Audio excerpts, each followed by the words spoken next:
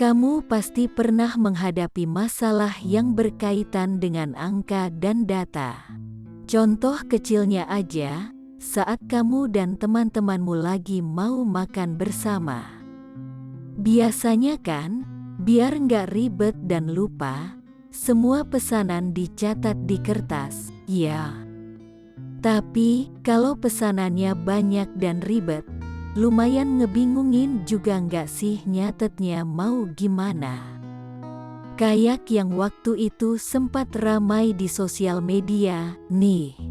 Kak beli nasi goreng 25 bungkus, yang 24 telurnya dipisah dan yang satu dicampur, yang dipisah 8 telur ceplok setengah matang, 8 telur ceplok sampai matang, 4 telur dadar kering agak gosong, 4 telur dadar jangan terlalu kering, yang telur ceplok setengah matang 4 tidak pedas, 2 sedang dan 2 pedas, yang ceplok matang 2 tidak pedas, 4 sedang dan 2 pedas, yang telur dadar kering agak gosong 1 tidak pedas, 1 sedang 2 pedas, 2 tidak pakai kecap tidak pedas, 1 pedas pakai kecap, 1 pedas pakai kecap.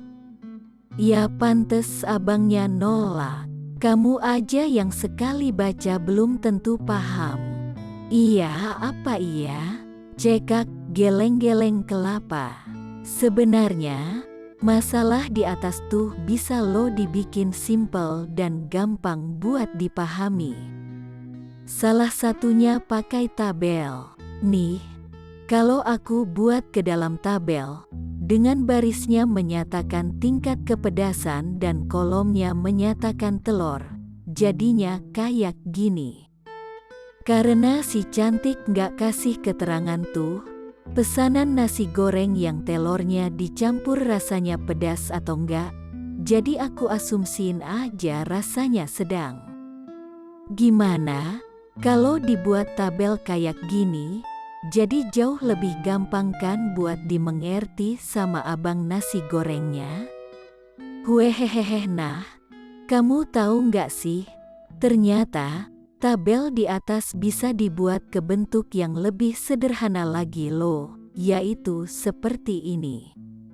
Urutan angka-angkanya sama, cuma keterangan baris dan kolomnya aja yang dihilangkan. Terus, angka-angka tersebut diberi tanda kurung di sisi kanan dan kirinya. Kalau dalam matematika, bentuk tersebut dinamakan matriks.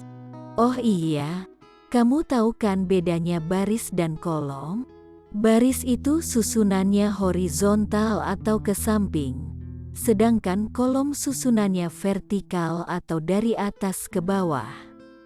Misalnya nih, matriks di atas tadi, kita beri nama matriks A, maka macam-macam matriks misalnya, matriks baris adalah suatu matriks yang terdiri dari satu baris aja seperti ini, gampang dipahami kan?